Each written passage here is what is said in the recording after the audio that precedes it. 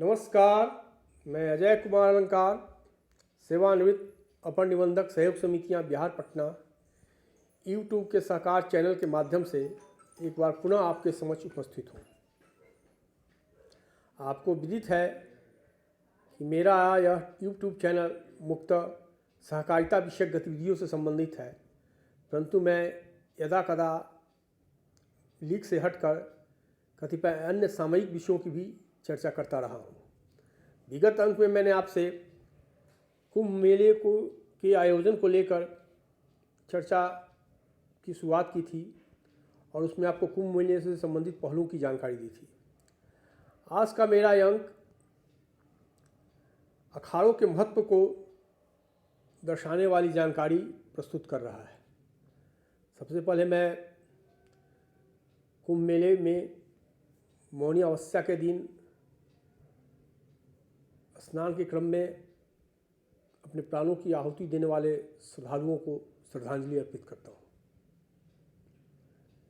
यह जाहिर है कि वर्तमान में प्रयागराज में महाकुंभ का आयोजन चल रहा है और यह संयोग 144 वर्षों पर मिल रहा है।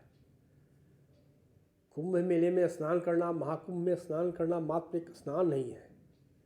हमारे पुराणों और अन्य धर्म ग्रंथों में यह मान्यता है कि महाकुंभ मेले का स्नान केवल शरीर को स्वच्छ करना और धोना नहीं है, बल्कि यह विशेष खगोलीय स्थिति में अमृत जल से स्नान करने के बराबर है, जिसका लाभ बाकी समयों पर किए गए स्नान करने की तुलना में कई गुना बढ़ जाता है।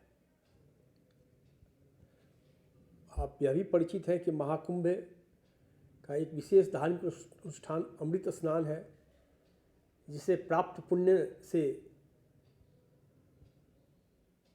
मोक्ष की प्राप्ति होने की चर्चा हमारे धर्मग्रंथों में मिलती है और इस स्नान से जो पुण्य प्राप्त होता है वह असंख्य यज्ञों, तपस्याओं और दानों के बराबर माना जाता है। वर्तमान महाकुंभ में जो प्रयागराज में चल रहा है, पहला अमृत स्नान मकर संक्रांति के दिन 14 जनवरी को हुआ है। दूसरा अमृत स्नान मौनी अमावस्या के दिन था और तीसरा बसंत पंचमी के दिन कल होने जा रहा है। अब अमृत स्नान के संदर्भ में जो मुख्य आकर्षण का केंद्र होता है वह अखाड़े होते हैं। अखाड़ों के संबंध में बार बार आपने टीवी में देखा होगा, समाचार पत्रों में पढ़ा होगा। आखिर ये अखाड़े हैं क्या, कहाँ से इनकी परंपरा शुरू हुई है, यह जानना जरूरी है। देखिए, अखाड़ों की परंपरा हजारों साल पुरानी है। ऐसा नहीं है कि यह अभिनव प्रयोग है। यह हजारों से साल से चला आ रहा है। समय समय पर इसका विकास हुआ है और या नए अखाड़ों का गठन हुआ है, लेकिन यह परंपरा हजारों साल पुरानी है। अखाड़ा का शाब्दिक अर्थ होता है कुश्ती का मैदान। अखाड़ा प्रणाली भारतीय धर्म, संस्कृति और परंपराओं का प्रतीक है। यह धर्म की रक्षा के साथ साथ समाज को एकजुट करने और मार्गदर्शन देने में महत्वपूर्ण भूमिका का निर्वाह करता है। यद्यपि अखाड़ा प्रणाली को जगत गुरु आदि शंकराचार्य ने एक संगठित रूप प्रदान किया, इसके पीछे उनका उद्देश्य धार्मिक और तात्विक शिक्षा का प्रचार करना तथा हिंदू धर्म के विभिन्न संप्रदायों में एकता लाना था। अखाड़ों की शुरुआत एक धार्मिक केंद्र के रूप में हुई, यहाँ साधु संतों को शास्त्र के साथ साथ शस्त्र की भी शिक्षा दी जाती थी, ताकि वे सनातन धर्म पर होने वाले वैचारिक हमले का शास्त्र के अनुसार और शारीरिक हमले का शस्त्र से प्रत्युत्तर दे सके। वैचारिक हमले का शास्त्रोत्तर, शास्त्र के अनुरूप, और शारीरिक हमले का शस्त्र से जवाब दे सके। गठन के पीछे, अखाड़ों के गठन के पीछे उद्देश्य था। मैं थोड़ा सा आपको इतिहास में ले जाता हूँ। शंकराचार्य का समय अमूमन 7वीं 8वीं शताब्दी माना जाता है, यद्यपि उनके जन्म को लेकर के समय अवधि को लेकर विद्वानों में कतिपय विवाद रहे हैं। लेकिन शंकराचार्य का जो समय था 7वीं 8वीं शताब्दी को हम ले लें तो वह एक समय था जब हिंदू धर्म अपने सनातन धर्म अपने सबसे कठिन दौर से गुजर रहा था। यह एक ओर तो इस पर बौद्ध धर्म का प्रहार हो रहा था, बौद्ध धर्म अपने विकास की ओर अग्रसर था, और दूसरी ओर हिंदू धर्म के अंतर्गत ही कई पंथ बन गए थे जो आपस में लड़ झगड़ रहे थे। तो शंकराचार्य के समय के समक्ष एक बहुत बड़ी चुनौती थी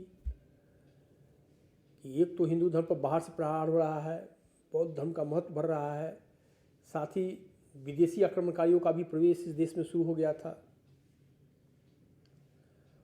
और हिंदू धर्म की विभिन्न संप्रदायों में स्वयं संघर्ष की स्थिति बन गई थी। तो इन सब का निदान किस तरह हो, किस तरह एक हिंदू धर्म को, सनातन धर्म को बचाया जाए, इसके लिए उन्होंने अखाड़ों की परंपरा शुरू की थी। शुरू तो पहले ही हो गया था, इसको अधिक सुगठित रूप उन्होंने प्रदान किया था। अब देखिए,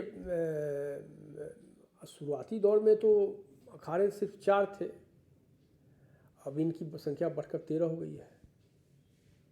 जब शुरुआती दौर हुआ था तो 4 अखाड़े थे, धीरे धीरे इनकी संख्या बढ़ी। समय के साथ किसी भी चीज़ का विस्तार होता है, यानी स्वाभाविक है। तो शुरुआती दौर में अखाड़े केवल 4 थे, बाद में इनकी संख्या बढ़ गई और अब इनकी संख्या 13 है। लेकिन ये 13 अखाड़े 3 श्रेणियों में विभक्त हैं। 3 श्रेणियाँ हैं इनकी। शैव अखाड़ा, यह भगवान शिव की पूजा करते हैं उसके अनुयायियों का अखाड़ा है। वैष्णव अखाड़ा, यह भगवान विष्णु और उनके अवतार की पूजा करने वाले श्रद्धालुओं का अखाड़ा है। और उदासीन अखाड़ा, जो ओम और गुरु नानक देव की शिक्षाओं का अनुसरण करते हैं। अब मैंने आपसे यह स्पष्ट कर दिया कि शुरुआती दौर में 4 अखाड़ा था, बाद में बढ़कर उनकी संख्या 13 हो गई, और ये 13 अखाड़े भी 3 भागों में विभक्त हैं: शैव अखाड़ा, वैष्णव अखाड़ा और उदासीन अखाड़ा। अब कुल 13 अखाड़ा है, उसमें वैष्णव संप्रदाय का 7 अखाड़ा है। इसको समझने की जरूरत है। 3 अखाड़ा शैव संप्रदाय का 7 अखाड़ा है, वैष्णव संप्रदाय का 3 अखाड़ा है, और 3 अखाड़ा उदासीन संप्रदाय के सन्यासियों का है। सबसे पहले हम शैव संप्रदाय के अखाड़ों की चर्चा करते हैं। शैव संप्रदाय के जो 7 अखाड़े हैं वह इस प्रकार से हैं। उनमें है श्री पंचदशनाम आह्वान अखाड़ा, 10वां मेध घाट वाराणसी में है, यह इसका मुख्य केंद्र है। और ऐसा बताया जाता है कि इसकी स्थापना 547 ईस्वी में हुई थी। जाहिर है कि अखाड़ों की परंपरा शंकराचार्य, आदिगुरु शंकराचार्य से पहले की है। आदिगुरु शंकराचार्य ने इसको एक संगठित रूप से दिया था। और जो हमारा श्री पंचदशनाम आह्वान अखाड़ा है 10वां मेध घाट वाराणसी का, यह सबसे प्राचीन अखाड़ा माना जाता है। इसकी स्थापना की जो समय अवधि 547 ईस्वी मानी जाती है। इस अखाड़ा की विशेषता है कि इसमें महिला साध्वियों को दीक्षा नहीं दी जाती है। अन्य अखाड़ों में महिला साध्वियों को भी दीक्षा देने की परंपरा है, लेकिन जो श्री पंचदशनाम आह्वान अखाड़ा है उसमें महिला साध्वियों को दीक्षा नहीं जाती है। फिर शैव संप्रदाय का दूसरा अखाड़ा है श्री पंचटल अखाड़ा, जो वाराणसी में जिसका मुख्य केंद्र है। इसकी स्थापना का समय 646 ईस्वी बताया जाता है। तीसरा अखाड़ा है श्री पंचायत अखाड़ा महानिर्वाणी, जिसका केंद्र दारागंज प्रयागराज में है। इसकी स्थापना का साल 749 ईस्वी माना जाता है।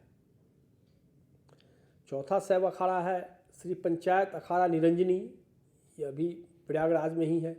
इसकी स्थापना 904 ईस्वी में हुई बताई जाती है।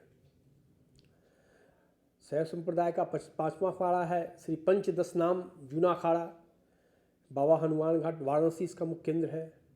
इसकी स्थापना 1146 ईस्वी में बताया जाता है।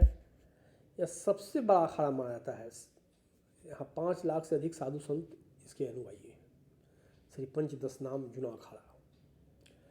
अब जो छठा अखाड़ा है शैव संप्रदाय का, वह है श्री पंचदशनाम पंच अग्नि अखाड़ा, गिरिनगर भवनाथ जूनागढ़। इसकी स्थापना 1192 में हुई थी। इसका केंद्र जूनागढ़ है, गुजरात में है।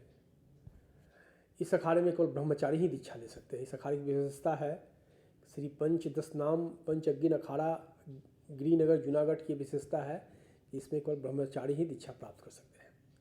और शैव संप्रदाय का 7वां अखाड़ा है श्री तपोनिधि आनंद अखाड़ा पंचायती, त्र्यंबकेश्वर नासिक।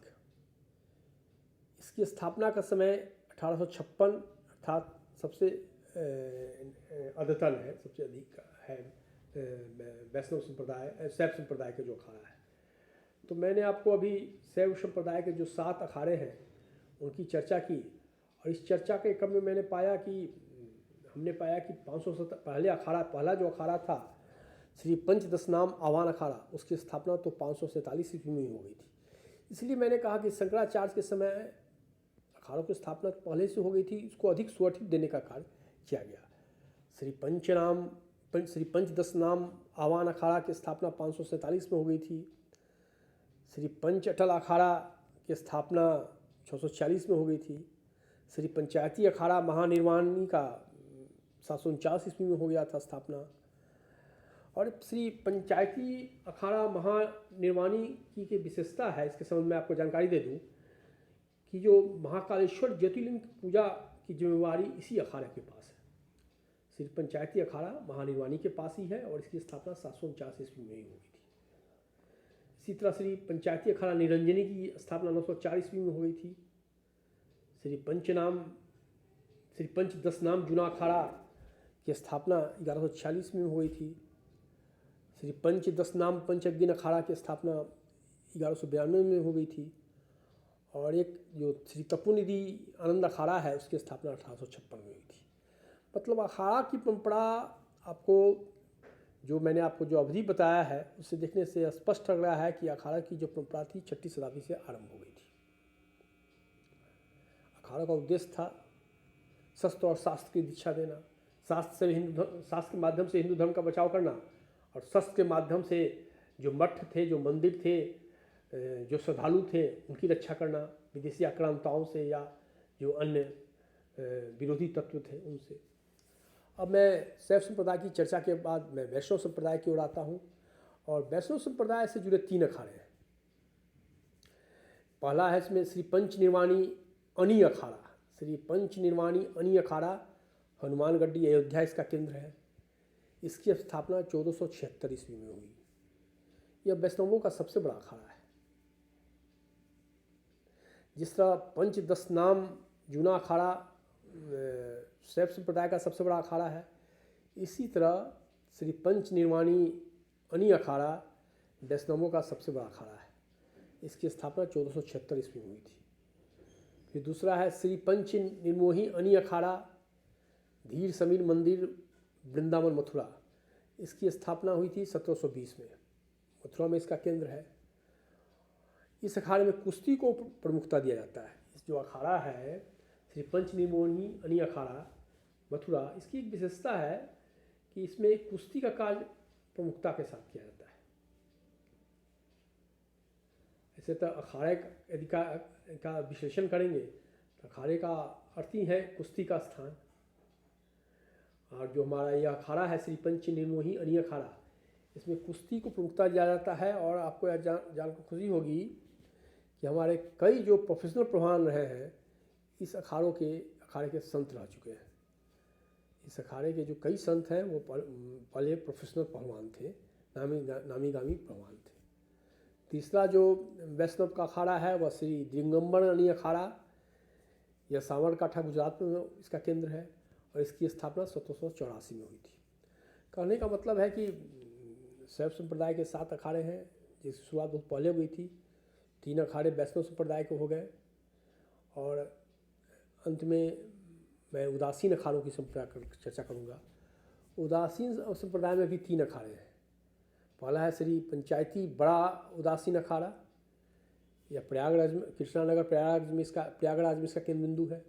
स्थापना 1825 ईस्वी में हुई थी। दूसरा है श्री पंचायती नया उदासीन अखाड़ा, इसका केंद्र बिंदु कनखल हरिद्वार में है। इसकी स्थापना 1846 में हुई थी। और तीसरा है श्री निर्मल पंचायती अखाड़ा कनवल हरिद्वार, इसकी स्थापना 1856 में हुई थी। माने उदासीन अखाड़े में भी 3 अखाड़े हैं और तीनों अखाड़ों का जो मुख्यालय कहा जाए उसमें श्री पंचायती राज बड़ा उदासीन अखाड़ा का कृष्णानगर में है प्रयागराज में, और बाकी 2 श्री पंचायती नया उदासीन अखाड़ा और श्री निर्मल पंचायती अखाड़ा का कनखल हरिद्वार में है। और इनकी स्थापना 19वीं शताब्दी में हुई थी। श्री पंचायती बड़ा उदासीन अखाड़े का 1825 में, श्री पंचायती नया उदासीन अखाड़े का 1846 में और श्री निर्मल पंचायती अखाड़ा का 1856 में। मैंने शुरू में ही आपको कहा कि अखाड़े 3 भाग में हैं। शैव संप्रदाय के अखाड़े हैं जो 7 हैं, जो भगवान शैव की उपासना करते हैं। वैष्णव संप्रदाय के 3 अखाड़े हैं जो विष्णु और उनके अवतारों की उपासना करते हैं। और उदासीन अखाड़े 3 हैं जो ओम और सिख धर्म गुरु नानक की दीक्षाओं और सिख धर्म के गुरुओं की दीक्षाओं से प्रभावित हैं। इसीलिए आप प्रायः कुंभ मेले का जब विजुअल्स देखते होंगे टेलीविज़न पर या कहीं, तो बहुत सारे आपको सिख वेशधारी भी साधु वहाँ नजर आते हैं जो सफ़ेद वस्त्र धारण किए रहते हैं। ऐसे 2 अन्य अखाड़ों का भी उल्लेख मिलता है। इसमें एक है 2016 में जब उज्जैन में सिंहस्थ कुंभ लगा था, तो वहाँ त्रिकाल होंता द्वारा गठित बड़ी अखाड़ा, और उसी कुंभ के दौरान एक किन्नर अखाड़े का भी गठन किया गया था। लेकिन मुख्य रूप से हम 13 अखाड़े की ही चर्चा करते हैं। अब देखिए, इन अखाड़ों का जो एक अखिल भारतीय स्तर पर एक संस्था है जो समन्वय का काम करती है, और उसका नाम है अखिल भारतीय अखाड़ा परिषद, और इसकी स्थापना 1954 में हुई थी। और यह समन्वय का काम करती है अखिल भारतीय अखाड़ा परिषद है। देखिए, अब विभिन्न अखाड़े जो हैं उनका एक अपना हायरार्की होता है, पद सोपान होता है, और पद सोपान के अंतर्गत उनकी सारी गतिविधियाँ संचालित होती है। जैसे शैव जो अखाड़े हैं उनके जो हेड होते हैं, जो प्रमुख होते हैं, वह आचार्य महामंडलेश्वर कहलाते हैं। वैष्णव अखाड़ों के जो प्रमुख होते हैं वह अनी कहलाते हैं, अनी प्रमुख अध्यक्ष होते हैं। उदासीन अखाड़ों के प्रमुख श्री महंत कहलाते हैं। और कतिपय कुछ अखाड़े हैं जिनके प्रमुख को आचार्य कहा जाता है, महामंडलेश्वर नहीं कहा जाता है, जिसमें हमको लगता है कि जो श्री तपोनिधि आनंद अखाड़ा त्र्यंबकेश्वर नासिक में है, उसके जो प्रमुख होते हैं उनको आचार्य कहा जाता है। अब देखिए, इन जो ये अखाड़े हैं इनकी पहचान, इनकी ध्वजा होती है। कुंभ में जहाँ अखाड़ों का शिविर लगता है वहाँ इनकी धर्म ध्वजा की स्थापना होती है। धर्म ध्वजा इनका लहराता रहता है। इन ध्वजाओं पर अखाड़ों के आराध्य का चित्र अथवा धार्मिक चिन्ह अंकित होता है। अखाड़ों के मुख्य आराध्य की प्रतिमा शिविर के मुख्य स्थान में स्थापित रहती है। अब इन अखाड़ों का जो क्रियाकलाप है उस कुंभ में, वह अमृत स्नान के समय में देखने को मिलता है। अमृत स्नान के समय विभिन्न अखाड़े या उनके साधु सन्यासी श्रृंगार करते हैं। वे रथ, हाथी, घोड़े, बैंड बाजे के साथ अपने शिविर स्थल से जुलूस के रूप में नदी में स्नान के लिए पहुंचते हैं। और नागा साधु तो तलवारबाजी का भी कौशल दिखाते हैं। तो ये बड़ा ही मनोरम दृश्य होता है। तो आज के अंक में मुख्य रूप से मैंने यहाँ पे आपको अखाड़ों के बारे में जानकारी दी, जो किस तरह से उनका गठन हुआ था और क्या उनका महत्व है और कहाँ उनका हेडक्वार्टर है। तो ये अखाड़े हमेशा चर्चा में रहे हैं। और जो आजकल अखाड़ों का जो महामंडलेश्वर का पद है, एक बहुत आचार्य का पद है या अनी का पद है, एक बहुत ही सम्मानित पद माना जाता है। और बहुत ही कठोर तपस्या से जो आगे निकलते हैं सन्यासी, उन्हीं को यह पद मिलता है अमूमन। इसलिए हिंदू जन समुदाय, सनातन धर्म उन्हें श्रद्धा की दृष्टि से देखता है। तो आज के अंक में इतना ही। फिर अगले में मिलेंगे किसी नए विषय के साथ। तब तक मैं आपसे विदा लेता हूँ। धन्यवाद।